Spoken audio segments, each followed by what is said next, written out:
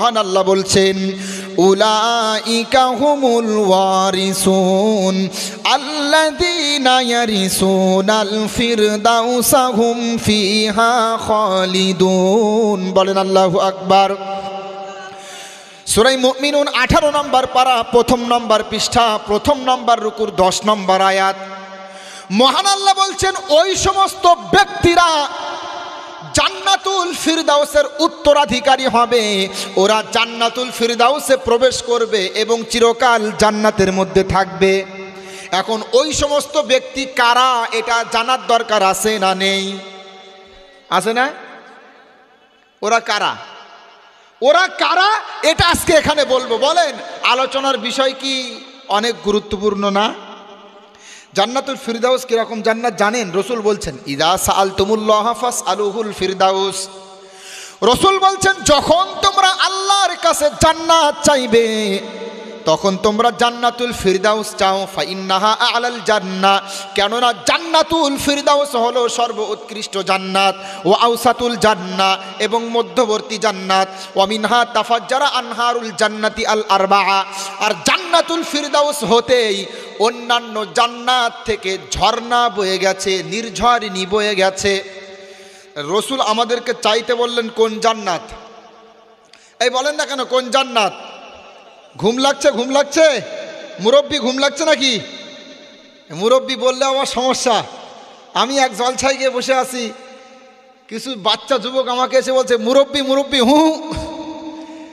চিন্তা করতে পারছেন? ফেসবুক খোলার মতো নেই, সব জায়গায় কি বলেন মুরব্বি মুরব্বি। আবার এই নিয়ে গজলও বানিয়েছে, মুরব্বি তুমি কি করিলা বইলা তুমি দেশটা মাতাইলা মুরব্বি। দেখেন মুরব্বি নিয়ে গজল। জান্নাতুল ফিরদাউস কারা পাবে এ সম্পর্কে সংক্ষিপ্ত আলোচনা আমি দেব, আপনারা শুনবেন তো ইনশাল্লাহ? প্রথমেই বলেন যেগুলো শুনবেন আমল করবেন তো? তাহলে বলি জান্নাতুল ফিরদাউসে যারা যাবে, আল্লাহ পাক যাদেরকে জান্নাতুল ফিরদাউসের অনুসারী বললেন, এর মধ্যে প্রথম বৈশিষ্ট্য মহান আল্লাহ বলছেন ক্বাদ আফলাহাল মুমিনুনাল্লাযীনা হুম ফি সালাতিহিম খাশিউন। সূরা মুমিনুন 18 নম্বর পারা, প্রথম নম্বর পৃষ্ঠা, প্রথম নম্বর রুকুর প্রথম নম্বর আয়াত। মহান আল্লাহ বলছে সফল কাম হয়ে গেল ওই সকল ইমানদারেরা যারা তাদের নামাজের মধ্যে বিনয়। এখানে আল্লাহ বলছেন সফল কাম হয়ে গেল ইমানদারেরা, তার মানে সফলতার প্রথম নাম্বার স্টেপ হলো ইমানদার হওয়া। ঠিক না বে ঠিক? কি হওয়া বলেন? ইমানদার হওয়া। আচ্ছা ইমান কি? আন তুমিনা বিল্লাহি ওয়া মালাইকাতিহি ওয়া রাসূলিহি। আপনারা জানেন ইমানদার কি? এক আল্লাহতে বিশ্বাসী, আল্লাহর সাথে কোনো শিরিক করা যাবে না। ঠিক না বে ঠিক বলেন? বিশ্বাস করতে হবে একমাত্র মাবুদ কে বলেন, ইবাদত পাওয়ার যোগ্য কে বলেন? ইমানদার হতে গেলে প্রথম শর্ত আনতা শাহাদা আন্না ইলাহাকা ইলাহু ওয়াহিদ ওয়া আন্না মুহাম্মাদান আবদুহু ওয়া রাসূলুহু। আল্লাহ পাক হলেন এক আল্লাহ, যার কোনো দ্বিতীয় নেই, এবং মুহাম্মদ সাল্লাল্লাহু আলাইহি ওয়াসাল্লাম তার বান্দা এবং রসুল। ঠিক না বে ঠিক বলেন? আচ্ছা আল্লাহ পাক তার কোনো উপাস্য নেই, তার সাথে কোনো তুল্য নেই, বা একমাত্র ইবাদত পাওয়ার যোগ্য তিনি, এটা বিশ্বাস করেন তো আপনারা? করেন তো আপনারা? আমি বাংলাদেশে যেখানে পড়াশুনো করতাম ঢাকা, আমার মাদ্রাসা থেকে 10 মিনিট দূরে হজরতে শাহ আলী রহমাতুল্লাহ আলাইহির মাজার। নাম শুনেছেন? শাহ আলী বাবা শোনেননি? ও যাই হোক ইনশাল্লাহ দোয়া হবে। যাক মেয়ে ছেলেরা অনেক ইনশাল্লাহ দোয়া হবে, সমস্যা নেই। আপনারা অবশ্যই দোয়া অবশ্যই হবে ইনশাল্লাহ। তো যাই হোক সংক্ষিপ্ত আলোচনা, তারপরে দোয়া। মা বোনদের ভেতর থেকে টাকাটা বেশি আসে, আমি দেখেছি অনেক জায়গাতে কালেকশন আমি নিজেও করেছি আলহামদুলিল্লাহ। মা বোনরা এক্ষেত্রে খুবই অ্যাক্টিভ থাকে আর কি। আর আমার কাছ থেকে অনেক জায়গাতে আছে গজল শুনতে চাই লাস্টে। আবার এখন গজল শুনতে চাইলে আমি আবার গজল ফ্রি শোনাই না, আমার নিজের জন্য না, মাদ্রাসার জন্য জলসার জন্য কিছু টাকা পয়সা তুলি আর গজল শোনাই, বুঝলেন? এখানে অনেক রাত হয়ে গেছে। হ্যাঁ আপনারা শুনতে চাইলে শোনাবো, কিন্তু দেখা যাক রাত হয়েছে অনেক, বুঝলেন না? ইনশাল্লাহ বলছি, শোনেন আমি কি বলি। শাহ আলী রহমাতুল্লাহ আলাইহের মাজারের নাম শুনেছেন? আপনারা আমাকে লেটে তুলেছেন, যদি সময় মতো তুলতেন তাহলে দেখতেন কি করতাম। আচ্ছা বলেন, শাহ আলী রহমাতুল্লাহ আলাইহের মাজারের নাম শুনেছেন? শাহ আলী বাবা, গোলাপ শাহ বাবা, বসেন বসেন, শোনেননি? গিয়াসউদ্দিন তাহেরিকে চেনেন? গিয়াসউদ্দিন তাহেরিকে চেনে না এমন কোনো মুসলমান আল্লাহ জমিনে আছে কিনা আমার জানা নেই। আরে এমনকি এই ভারতবর্ষে হিন্দুদের পূজার প্যান্ডেলেও আমাদের গিয়াসউদ্দিন তাহেরির ওই জিকির চলে, আছে না নেই? আই হাই, বসেন বসেন, চলে এইসব, বুঝলেন? ওই যে শাহ আলীর মাজার আমার মাদ্রাসা থেকে 10 মিনিট দূরে, আমি গেলাম একবার জিয়ারতের জন্য, দেখে আসি। যাই, যাওয়ার পরে মনটা খারাপ হয়ে গেল। মা বোনদের সন্তান হয় না, মাজারে সেজদা করছে, মনোবাসনা পূর্ণ হয় না, মাজারে প্রার্থনা করছে। এরপরে অসংখ্য মানুষ তাদের বিভিন্ন অভিযোগ নিয়ে তারা বাবার দরবারে গিয়ে দৌড়ায় আর প্রার্থনা করে, বাবা আমাকে দাও। বলেন তো দেয়ার মালিককে? সেজদা হবে কার জন্য? প্রার্থনা হবে কার কাছে? মহান আল্লাহ বলছেন, ওয়া আন্নাল মাসাজিদা লিল্লাহ ফালা তাদউ মাআল্লাহি আহাদা। আল্লাহ বলছেন সেজদা হবে শুধুমাত্র আল্লাহর জন্য এবং প্রার্থনা হবে শুধুমাত্র কার কাছে? কার কাছে বলেন? তোমাকে ডাকি যদি একবার আল্লাহ, আমাকে কাছে টানো বারবার। তোমাকে ডাকি যদি একবার আল্লাহ, আমাকে কাছে টানো বারবার। যদি পথ ভুলে যাই আমাকে দিও ঠাই, যদি পথ ভুলে যাই আমাকে দিও ঠাই, দিও দিশা এইটুকু আবদার আল্লাহ, আমাকে কাছে টানো বারবার। দুনিয়ার বুকে আমি এক মুসাফির, বুনে যাই প্রতিদিন গোনাহের জাল। স্বপ্নেরা দল বেঁধে রাতে করে ভিড়, আসবে কি কাঙ্ক্ষিত সোনালি সকাল। হয়ে গেলে পেরেশান ও আমার রহমান, হয়ে গেলে পেরেশান ও আমার রহমান। দিও দিশা এইটুকু আবদার আল্লাহ, আমাকে কাছে টানো বারবার। চাইতে হবে কার কাছে বলেন? চাইতে হবে কার কাছে? আমরা কি মাজারে চাবো? সেজদা করব কার দরবারে? নাকি বাবার দরবারে? বাবা তোমার দরবারে সব পাগলের খেলা। আরে গান চালিয়েছে মাজারে, বাবা তোমার দরবারে সব পাগলের খেলা, গান চালিয়ে আরে নাচে রে ভাই, গাজা টানছে, গাজা পুলিশের সামনে গাজা টানে। আরে আমি দেখলাম মাজারে এক বাবা দাঁড়িয়েছে, তালা বাবা, এতগুলো শিকল গলায় ঝুলিয়ে রেখেছে, তালা বাবা। কি বাবা বলেন? শিকল বাবা, তালা বাবা। এখন তালা বাবা নামাজও পড়ে না, এতগুলো গলায় শিকল ঝুলিয়ে গাজা টানে, নামাজও পড়ে না। ওই বাবাকে জিজ্ঞাসা করা হলো, বাবা আপনি কেন নামাজ পড়েন না? তখন বাবা বলছে, নামাজ পড়তে হয় আল্লাহর সাথে সম্পর্ক করার জন্য, আর আমাদের তো সম্পর্ক হয়েই গিয়েছে, আমাদের আবার নামাজ কিসের? বিশ্বাস করেন, যাদের প্রতি আল্লাহ নামাজ ফরজ করে দিয়েছে মৃত্যু পর্যন্ত মাফ নেই। নামাজ আল্লাহর ফরজ বিধান কেউ যদি এইভাবে অস্বীকার করে, কেউ যদি নিজেকে আল্লাহর বিধান বহির্ভূত মনে করে, সেই ব্যক্তি আর মুসলমান থাকে না। ঠিক না বে ঠিক? ওয়াল্লাযীনা কাফারু ওয়া কাযযাবু বিআয়াতিনা উলাইকা আসহাবুন নারি হুম ফিহা খালিদুন। সূরা বাকারা 1 নম্বর পারা 6 নম্বর পৃষ্ঠা 4 নম্বর রুকুর 39 নম্বর আয়াত। মহান আল্লাহ বলছেন, যারা আমার এই নাজিলকৃত বিধানকে যারা উপেক্ষা করবে, অস্বীকার করবে, আমি আল্লাহ তাদেরকে জাহান্নাম দেব এবং চিরকাল তারা জাহান্নামে থাকবে। এবার আপনারা বলেন, মৃত্যু পর্যন্ত নামাজ কি মাফ আছে? আছে।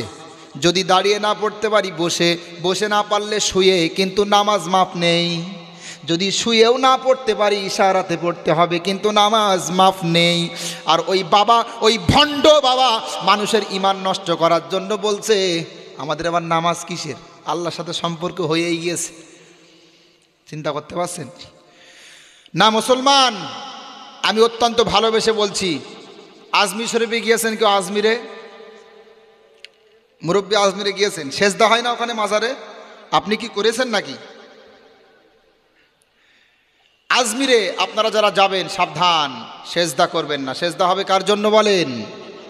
আরে এই মাজার ব্যবসায়ীরা, এরা যে কত বড় প্রতারক এটা জানার জন্য শুধু একটু কমন সেন্স ব্যবহার করলেই হয়ে যাবে। মাজারের সামনে দেখলাম দোকান নিয়ে বসেছে, আংটির দোকান নিয়ে। অমুক ধাতুর আংটি পড়লে তোমার ভাগ্য পরিবর্তন হবে, অমুক ধাতুর আংটি পড়লে কোটি কোটি টাকার মালিক হওয়া যাবে। বুঝতে পারছেন? একবার যদি চিন্তা করতো, আংটি যদি একটা গরিব মানুষকে বড় লোক বানিয়ে দেয়, একটা আংটি যদি আপনাকে লক্ষ কোটি কোটি টাকার মালিক বানিয়ে দেবে, তাহলে ওই বেটা আংটির দোকান নিয়ে ফুটপাতে কেন বসে আছে? কি বোঝেন না আপনারা? কথা বুঝেছেন আমার? একদম একদম একদম একদম আপনি ঠিকই বলেছেন, ওটাও ছাড়িয়ে যাবে, বুঝলেন না? তো এই যে যারা প্রতারক আছে এদের ফাঁদে পা দেবেন না তো, দেবেন না তো। আরে মুসলমান, আপনি বলছেন লা ইলাহা ইল্লাল্লাহ, আল্লাহ ছাড়া কোনো উপাস্য নেই, আল্লাহ ছাড়া কোনো উপাস্য নেই, আর আপনি মাজারে গিয়ে সেজদা করছেন। আপনি বলছেন আল্লাহর জায়গাতে আল্লাহর সমতুল্য কেউ নেই, আর আপনার সন্তান হয় না। মা বোনদের প্যান্ডেল রয়েছে পাশে, আমি দেখলাম তারা সংখ্যায় অনেক বেশি বসে আছে। বলেন সুবহানাল্লাহ। আমি অবাক হয়ে গিয়েছিলাম এখানে এসে, কত লোকজন এখানে ছিল, আল্লাহু আকবার। আমি ভাবলাম হয়তো প্রচুর লোকজন, কিন্তু রাত্রে করে উঠলে একটু সমস্যা হয়। তারপরেও মাশাআল্লাহ আমি ভাবতে পারিনি যে আপনারা এতজন এখনও বসে থাকবেন। মাশাআল্লাহ অনেকেই আসছেন দেখছি, আরও আসেন, বসেন, ভালো লাগবে আমার। যাই হোক, আপনারা বলেন লা ইলাহা ইল্লাল্লাহ, এটা যখন আমরা বিশ্বাস করি এর বাস্তবে দান করব তো? লা ইলাহা ইল্লাল্লাহ যেমন মানি তেমন আমরা আমল করব তো এটার প্রতি? লা ইলাহা ইল্লাল্লাহ পড়তে ভালো লাগে আপনাদের? আপনারা তো গজল ভক্ত মানুষ, তাই না? আমার সাথে জিকির করবেন একটু, সকলেই বলেন লা ইলাহা ইল্লাল্লাহ, লা ইলাহা ইল্লাল্লাহ, লা ইলাহা ইল্লাল্লাহ, লা ইলাহা ইল্লাল্লাহ।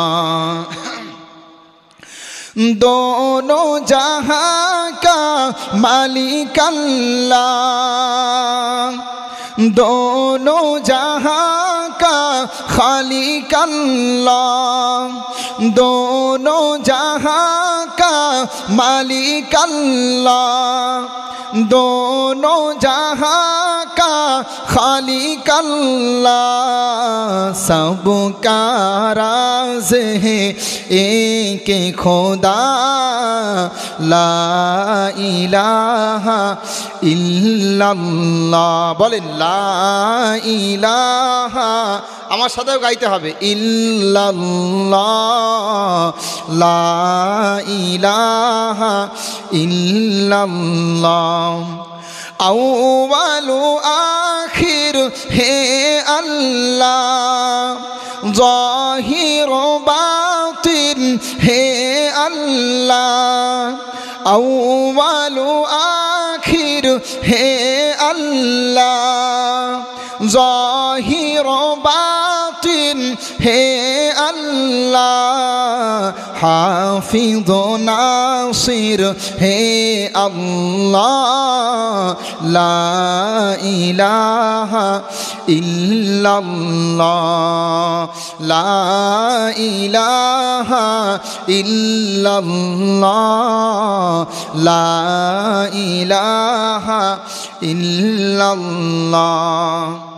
তাহলে বলেন সফলতা পাবে তারা, জান্নাতুল ফিরদাউস পাবে তারা যারা ঈমানদার।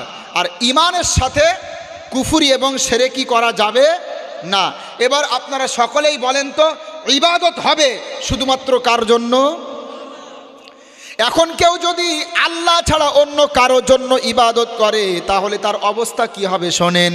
মহান আল্লাহ বলছেন, ওয়ালাকাদ উহিয়া ইলাইকা ওয়া ইলাল্লাযীনা মিন ক্বাবলিক লাইন আশরাকতা লায়াহবাতান্না আমালুক ওয়া লাতাকুনান্না মিনাল খাসিরিন। বলেন আল্লাহু আকবার। সূরা জুমার 24 নম্বর পারা 4 নম্বর পৃষ্ঠা 7 নম্বর রুকুর 67 নম্বর আয়াত। মহান আল্লাহ বলছেন, হে নবী, আমি আপনার কাছে ওহী পাঠিয়েছি এবং আপনার পূর্বে যত নবী রসুল দুনিয়াতে এসছে আমি আল্লাহ সবার কাছে ওহী পাঠিয়েছি।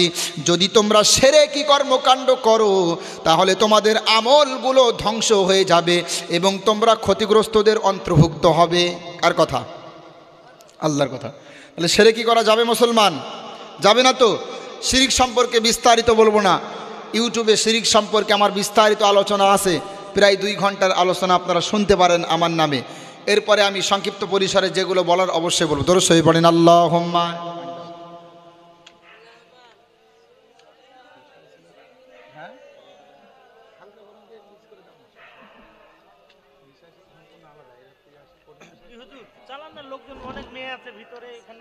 হ্যাঁ আমি চালিয়ে যাচ্ছি, সমস্যা নেই, আমার কোনো ব্যাপার না। ওইসব সংক্ষিপ্ত বলতে এটা বলার কথা বুঝলেন না,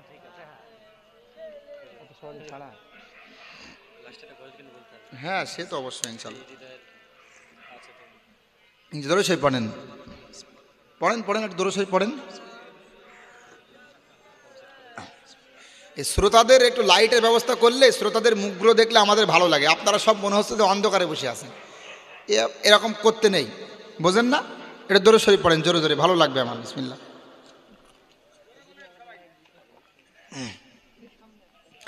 তাহলে বলেন ইমানদার হতে হবে, এটা প্রথম বৈশিষ্ট্য। আচ্ছা, এখন ইমানদার আমরা সবাই এখানে, ঠিক না বেঠিক? আচ্ছা, এখানে কারা কারা ইমানদার নয় এমন আছেন দেখি, হাত তোলেন দেখি। আছেন কেউ? সবার ইমানদার তো সবাই এখানে? সবাই যদি ইমানদার হয় তাহলে শোনেন, আল্লাহ বলছেন শুধু ইমানদার হলেই হবে না, জান্নাতুল ফিরদাউস পেতে গেলে আরও কয়েকটা বৈশিষ্ট্য লাগবে। এর মধ্যে প্রথম বৈশিষ্ট্য হলো আল্লাযীনা হুম ফি সালাতিহিম খাশিউন। মহান আল্লাহ বলছেন ইমানদার হতে গেলে ইমানদারের প্রথম নম্বর বৈশিষ্ট্য হলো ইমানদার নামাজের মধ্যে খুশু প্রদান করে। তার মানে নামাজের মধ্যে ইমানদার আল্লাহকে স্মরণ করবে, অন্য কিছু নিয়ে কল্পনা করবে না। এটা কার বৈশিষ্ট্য বললাম? ইমানদারের। এটা ইমানদারের বৈশিষ্ট্য। ইমানদার কি করবে? যখন নামাজে দাঁড়াবে তখন স্মরণ করবে কার? স্মরণ করবে কার? আমাদের মধ্যে অনেক মুসল্লি এমন আছে নামাজ পড়ে মসজিদে আর অন্তর তাকে হাটে ঘাটে বাজারে, এমনটা আছে না নেই? আছে না? একটা মাসআলা বলি শোনেন, কেউ যদি ইচ্ছাকৃত নামাজের মধ্যে অন্য কোনো কিছু নিয়ে কল্পনা করে তাহলে তার নামাজ হবে না। আর মনে করেন নামাজ পড়তে পড়তে আপনার মনটা যত্রতত্র ছড়িয়ে ছিটিয়ে গেল, এখন যখন মনে পড়বে সঙ্গে সঙ্গে আপনি আবার নামাজের মধ্যে মন ফিরিয়ে আনবেন, তাহলে নামাজ বিশুদ্ধ হয়ে যাবে। মনে থাকবে তো? নামাজের মধ্যে অন্যত্র আমাদের মন ছড়িয়ে ছিটিয়ে যায় না? যায় না? আরে কথা বলেন, যায় না? যায় না? যদি যায় তাহলে কি করবেন? সঙ্গে সঙ্গে আল্লাহকে আবার স্মরণ করবেন যখন মনে পড়বে। ইচ্ছাকৃত নামাজের মধ্যে অন্য কিছু নিয়ে ভাববেন না, ভাবলে নামাজ হবে না। আরে এই আয়াতের ব্যাখ্যা করতে গিয়ে তাফসীর ইবনে কাসিরের ভিতরে 2টা ব্যাখ্যা দিয়েছে। কি? একটা আন্তরিক স্থিরতা আর একটা দৈহিক স্থিরতা। তার মানে অন্তর যেমন আল্লাহকে স্মরণ করবে, অনর্থক নড়াচড়া করলেও চলবে না, স্থির রাখতে হবে শরীরটা। আর আমাদের মধ্যে অনেক মুসল্লি আছে নামাজে দাঁড়ালে পিছন দিক থেকে মনে হয় নাচানাতে শুরু করেছে, ঠিক না? ঠিক বলেন। আরে আমার সামনে দেখি এক মুসল্লি, প্রথম কাতারের এক মুসল্লি, মনে করেন এই যে পায়জামা অথবা লুঙ্গি এটা টাকনুর নিচ পর্যন্ত ঝুলিয়ে দিয়েছে। এখন এই কাতার থেকে আরেক মুসল্লি ওনার পাশায় গুঁতো দিয়ে বলছে, মুরব্বি উঠান উঠান, লুঙ্গিটা উঠান। নামাজের মধ্যে নামাজ হবে? কেউ যদি নামাজের মধ্যে আরেকজনের লুঙ্গিতে খুসা দিয়ে বলে লুঙ্গিটা ওঠান, আপনার লুঙ্গিটার নিচে নেমে গেছে, ও যে বলছে নামাজের মধ্যে ওই ব্যক্তি, তার কি নামাজ হবে? হবে না। এই হলো আমাদের অবস্থা, জানেও না নামাজের মধ্যে কি করতে হয় কি করতে নেই এগুলোও জানেন। আজকে এই অবস্থা আমাদের নামাজের মধ্যে আপনি দেখেছেন, বলছেন অনেক এরকম থাকে। তো নামাজের মধ্যে স্মরণ করবেন কাকেন বলেন? আল্লাহ ছাড়া অন্য কোনো কিছু নিয়ে ভাববেন না তো। হ্যাঁ, এবার আপনাদের একটা প্রশ্ন আসবে, সেটা হলো হুজুর আমরা তো ইচ্ছা করে নামাজের মধ্যে অন্য কিছু নিয়ে ভাবি না, নামাজ পড়তে পড়তে হঠাৎ এদিক ওদিকে মন চলে যায়, তাহলে কি করব? নামাজের মধ্যে মন রাখতে গেলে কি করব বলে না? এক্ষেত্রে আমি আপনাদেরকে কয়েকটা বিষয় শিখিয়ে দেব, এগুলো পালন করলে নামাজের মধ্যে মন বসবে। এর মধ্যে প্রথম নাম্বার, যখন আপনি নামাজ আদায় করবেন তখন মনে মনে ভাববেন, কল্পনা করবেন হতে পারে এটা আমার জীবনের সর্বশেষ নামাজ। ঠিক না ঠিক বলেন? আমি আজকে এখানে জলসা শোনার জন্য এসছি, বাড়িতে ফিরতে পারবো এমন কোনো গ্যারান্টি আছে? আছে নাকি? আছে। কার কার আছে হাত তোলেন। নেই। এমন কোনো গ্যারান্টি যদি না থাকে তাহলে যখন আপনি নামাজের পাটিতে দাঁড়াবেন মনে মনে কল্পনা করবেন হতে পারে এটা আমার জীবনের সর্বশেষ নামাজ। পারে না? এখন যদি আপনাকে বলে দেওয়া হয় আগামীকাল ফজরের নামাজটা আমার আপনার জীবনের সর্বশেষ নামাজ, তাহলে এই নামাজটা কেমন হবে বলেন? এই নামাজের সেজদা হবে অনেক লম্বা, এমন সেজদা কোনোদিন হয়নি আগে। এই নামাজের রুকু হবে এতটাই লম্বা, এমন কোনো রুকু আগে কখনো হয়নি। এই নামাজের কেরাতটা হবে এত সুন্দর কেরাত, এই রকম কেরাত আগে কখনো হয়নি। এই নামাজের পরে মুনাজাতটা হবে এত সুন্দর শ্রেষ্ঠ মুনাজাত, এই রকম মুনাজাত কখনো হয়নি। ঠিক না বে ঠিক? এজন্য নামাজে দাঁড়িয়ে ভাববেন হতে পারে আমার জীবনের শেষ নামাজ, কারণ মৃত্যু যখন তখন হতে পারে। ঠিক না বে ঠিক? ওয়ালা ইউআখিরুল্লাহু নাফসান ইযা জাআ আজালুহা ওয়াল্লাহু খাবীরুম বিমা তা'মালুন। সূরা মুনাফিকুন 28 নম্বর পারা 14 নম্বর পৃষ্ঠা 2 নম্বর রুকুর 11 নম্বর আয়াত। মহান আল্লাহ বলছেন যখন মৃত্যুর সময় হয়ে যাবে, মালাকুল মাউত আসার সময় যখন হয়ে যাবে, 1 সেকেন্ডের জন্য আর সময় দেয়া হবে না, মৃত্যু হয়ে যাবে। তাহলে বলেন আমার আপনার সামনে 5 মিনিট পরে মালাকুল মউত আসতে পারে না পারে না? পারে না পারে না? তাহলে নামাজে দাঁড়ালে ভাববেন হতে পারে আমার জীবনের শেষ নামাজ। আজরাইল যখন তখন আসতে পারে। আল্লাহ, আমি তো আমার ব্যক্তিগত জীবনে এই বিষয়টা অনেক ভয় পাই। মৃত্যুর কষ্ট আমার কাছে অনেক বড় মনে হয়। দেখবেন যখন একটা মানুষের মৃত্যু হয় চোখগুলো মোটা মোটা হয়ে যায়, উপরের দিকে তাকিয়ে থাকে, আশেপাশে কত চিৎকার চিল্লাচিল্লি হয়, কোথাও তাকায় না, উপরের দিকে তাকিয়ে আছে। তার মানে সে চোখের সামনে এমন একটা কিছু দেখতে পাচ্ছে যেটা সে কখনো আগে দেখেনি। এতটা ভয়ঙ্কর বিষয়। হঠাৎ আজরাইল পাঠাইয়া তোরে নিতে পারে তুলিয়া, কিসের আশায় রইলি রে মন মালিক রে ভুলিয়া, ও তুই মালিক রে ভুলিয়া, ও তুই মালিক রে ভুলিয়া। হঠাৎ আজরাইল পাঠাইয়া তোরে নিতে পারে তুলিয়া, কিসের আশায় রইলি রে মন মালিক রে ভুলিয়া, ও তুই মালিক রে ভুলিয়া। ঠিক না বে ঠিক? ধন সম্পদ পাইয়া হাতে করলি জমিদারি, ক্ষমতার অহংকারে করলি বাহাদুরি। আছে না? টাকা পয়সা পেয়ে অহংকার করে, টাকা পয়সা পেয়ে আল্লাহকে ভুলে যায়। লক্ষ কোটি কোটি টাকার মালিক, গাড়ি আছে, বাড়ি আছে, সব কিছু আছে, নেই শুধু আল্লাহর সাথে সম্পর্ক। ঠিক না বে ঠিক? ধন সম্পদ পাইয়া হাতে করলি জমিদারি, ক্ষমতার অহংকারে করলি বাহাদুরি, ও তুই করলি বাহাদুরি। ও তোর রেশমি পোশাক সোনার আংটি,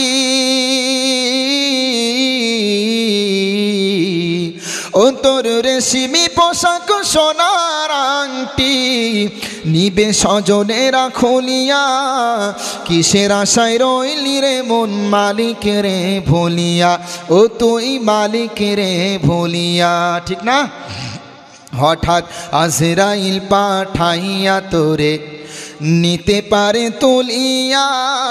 কিসের আশায় রইলি রে মন মালিক রে ভুলিয়া, ও তুই মালিক রে ভুলিয়া, ও তুই মালিক রে ভুলিয়া, মালিক রে ভুলিয়া।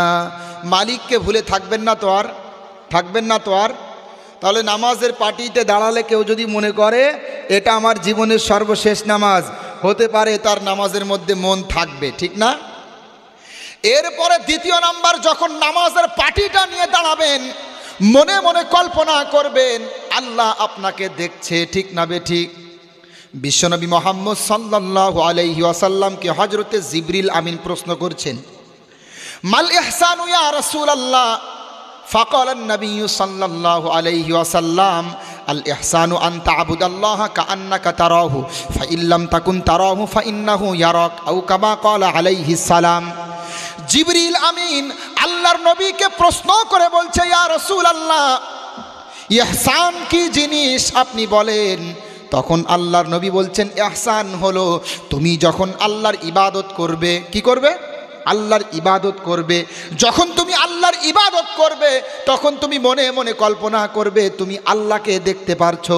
আর এটা যদি মনে না হয় তাহলে তুমি অবশ্যই বিশ্বাস করবে আল্লাহ তোমাকে দেখছে, ঠিক না বেঠিক? আচ্ছা বলেন তো, মালিক যদি উপস্থিত থাকে, মালিকের উপস্থিতিতে কেউ কি কাজে কর্মে ফাঁকি দেবে? দেবে না। আর মালিক যদি একটু অনুপস্থিত থাকে কর্মচারী ফাঁকি দেবে, ঠিক না? একবার হলেও ভাববেন আমার মালিককে আল্লাহ, আমি আপনি আল্লাহর গোলাম, ঠিক না বেঠিক? আমাদেরকে গোলামি করার জন্য আল্লাহ সৃষ্টি করেছেন। ওয়ামা খলাকুতুল জিন্না ওয়াল ইনসা ইল্লা লিয়াবুদুন।